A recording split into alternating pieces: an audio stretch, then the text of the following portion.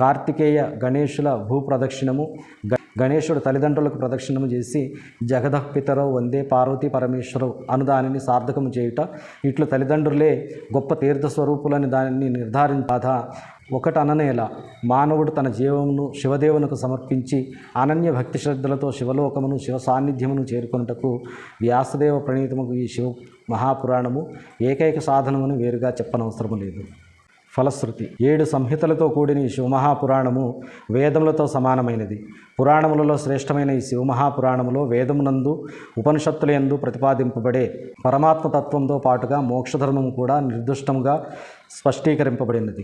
మాత్సర్యము లేని బుద్ధితో విద్వాంసులు తెలియదగిన పరమాత్మ తత్వము, శ్రేష్టముగు మంత్రములు, ధర్మార్థ కామములనే పురుషార్థములు కూడా దీని యందు చక్కగా వర్ణింపబడినది.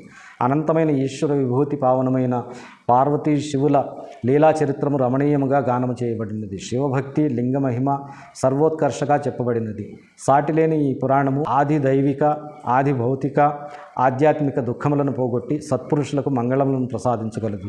మానవులు దీనిని అధ్యయనం చేసినంత మాత్రమున కలిదోషములు నశించిపోవును. సర్వశ్రేష్ఠుడిగా శివభక్తుడు పొందినట్టు ఉత్తమగతిని పొందగలరని శృతి ఫలంగా లభించినదే ఫలశ్రుతిగా చెప్పబడినది. ఇది శివం.